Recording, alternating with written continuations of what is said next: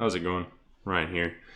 And today I'm going to review a few of the trades that I took, as well as a new rule set that I developed over the weekend in terms of how I'm going to approach trading, and some of the rules that I'd want to adhere to during my trading. So these levels quite a bit messy on a higher time frame, but we'll go down and take a look. Go down to the hourly here.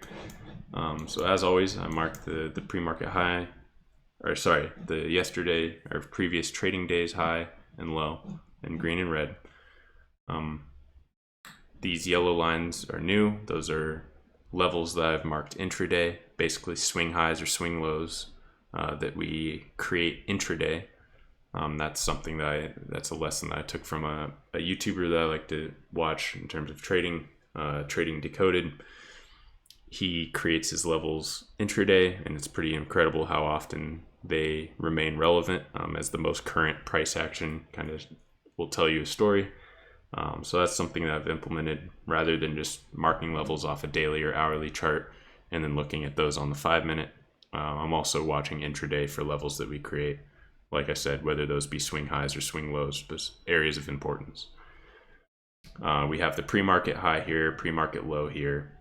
So high and low from Friday, intraday levels, pre-market high and low. Some of these levels above us were from Thursday, and those were just areas to target if we did break to the upside.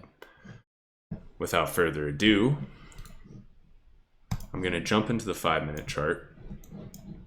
But before I get into my trades, I am going to review a list of rules that I created for myself over this weekend, as I took some time to kind of step away and evaluate what I was doing, some mistakes that I was making, and try to learn from them and put down on a piece of paper, well, a notepad on my computer rather, but put down a list of kind of rules that I want to adhere to throughout the trading day to make sure that I'm allowing myself to take trades that give me the edge, rather than just getting into something out of boredom or FOMO or whatever it may be. So I'll pull up this list in the last point I added today, but we'll go through it.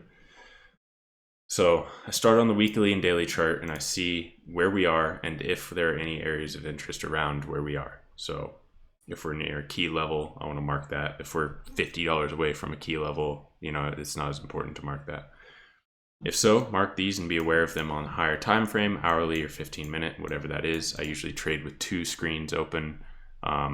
One has the 5-minute chart, which bases my entries and exits, but also an hourly or 15-minute chart that is below that just gives me a higher time frame reference. Mark the yesterday's high and low. A break of either of these gives strength to the direction it broke.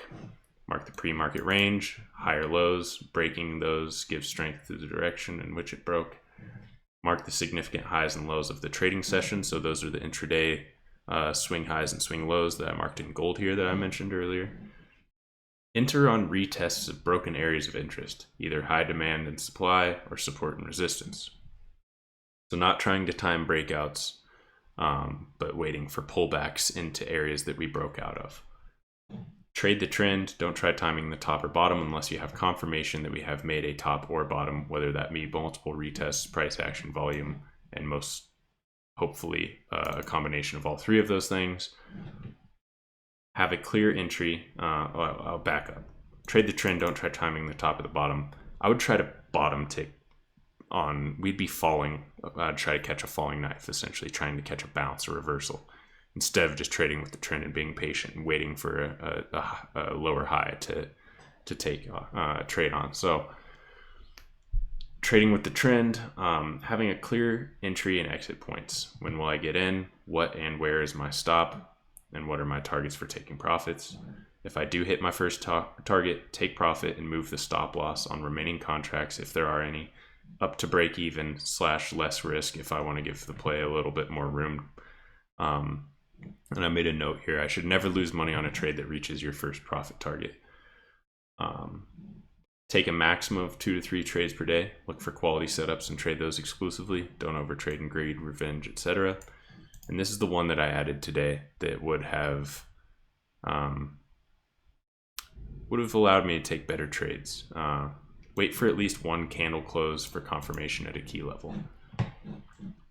With those being my notes here, we'll look at kind of how I applied some of those, why I got this last note here that I made today, as this will be kind of an ever-growing, developing set of rules that I try to adhere to maximize my edge and ultimately lead to profitability.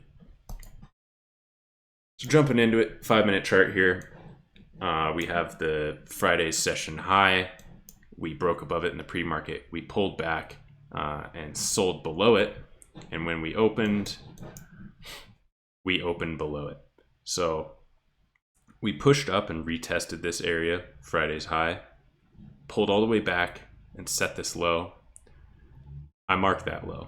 So that was my first intraday level that I marked here, 457.24-ish. We bounced again on the subsequent candle, pushed back up into this zone, closed right below it.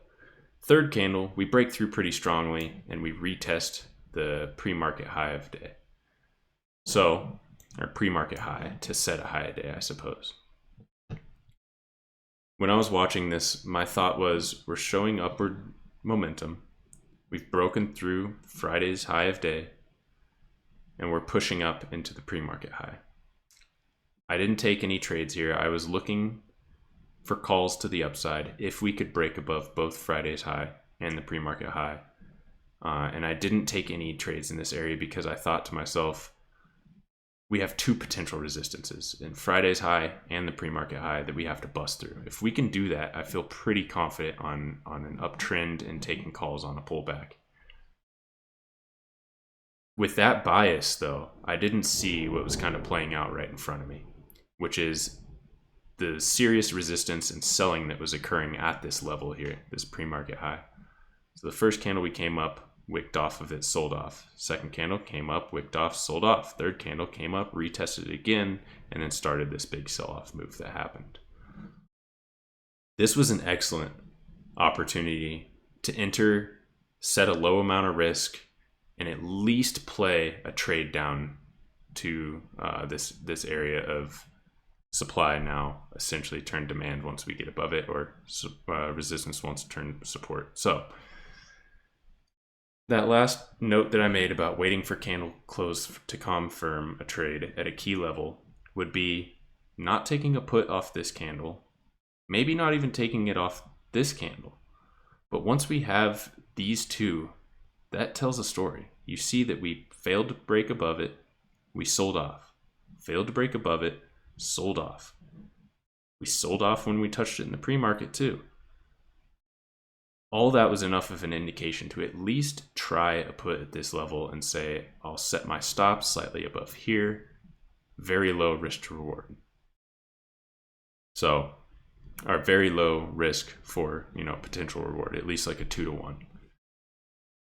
I didn't take that though, because I was expecting a move to the upside. So we sold all the way off. When we made this low, I charted that level as well.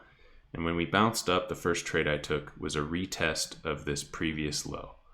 So the area that we held off open and kind of went higher from there, I took a put as we approached this level. Once again, that last note that I had made, wait for at least one candle close for confirmation at a key level. That's something that I took from today. And this is one reason why.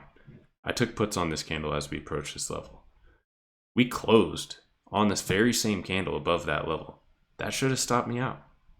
But since I had gotten in, my entry was bad, my stop loss was bad, I was reluctant to cut this and just take the loss. And I saw some selling here, and that made me hold a little longer than I should have. I ultimately got stopped out on this candle for about a $17 loss or so. However, had I adhered to that last rule, it wasn't written at the time that I took this trade, but I would have at least waited for this candle to close and the next candle to print to take an entry here. For example, something like this, coming up and retesting this level, having this candle close below it, having this candle fail to break above it, having this candle test it again, that might be a valid entry. But taking the entry on the very first candle to approach that level, I don't know anything from the price action at that point. I haven't seen a confirmation that we can't close above it. We're still in the process. So I got stopped out there. That was my first trade, and that was a loss. My second and third trade, but I'll just consider it one trade because it was more of a mistake to take two trades here, was puts at the retest of this area. An area that we had rejected above, and an area that we were pushing up into. Once again, I took a put on the candle that was pushing up into this area. I didn't wait for a candle to close and confirm this move. This following candle broke up above, and the premium on the option contract moved a little bit more than I expected. So I actually got stopped out really quickly as I entered this trade. I set my stop, and it stopped me out pretty much immediately. I re-entered because I still felt strongly on this trade, and I did sell off somewhere down here. So the profit that I made on this trade offset the loss that I took from getting stopped out up there, but ultimately, overall, small losing day. With that being said, applying these rules is allowing me to recognize when I make mistakes, write it down, and try not to repeat it. And I think that gives me a lot of hope. It makes me feel a lot better that I can kind of materialize these rules or these mistakes that I've made in an attempt not to repeat them. So this list will be ever growing. I'll probably polish it up, put it in somewhere a little bit more legible than just a note on my computer. But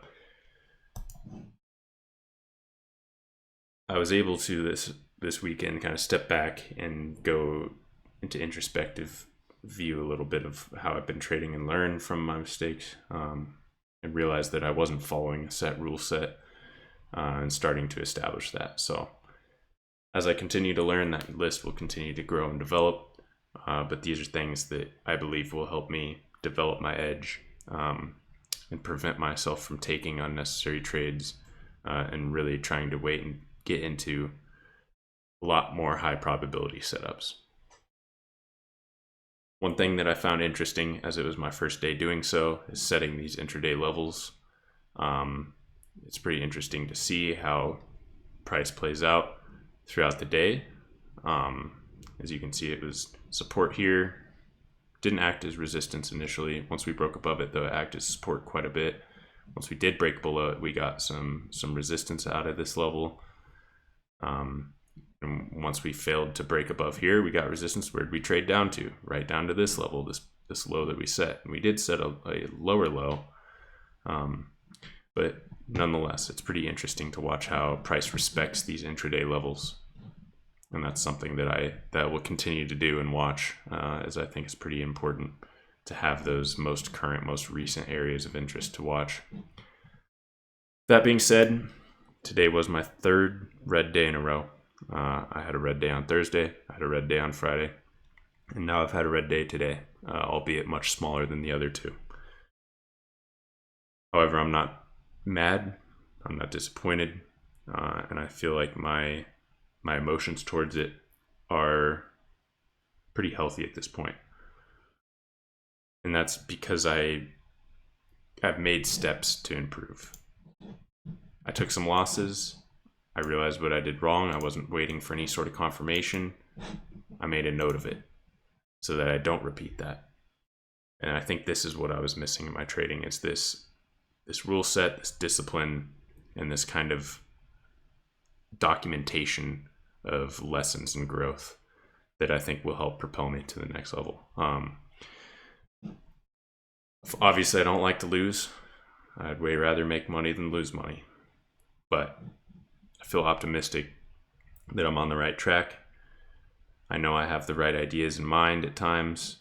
I think it's really boiling down a set of rules that works for me and my trading style, and I'm on my way. So, as always, I trade live Monday through Friday, every morning. Always appreciate people stopping by. I love interacting with people, getting their thoughts on trades, where they think that the market's going.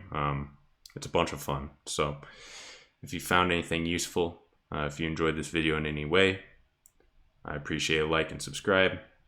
Feel free to stop by the stream, say what's up, and I hope to see you on the next one. All right, later.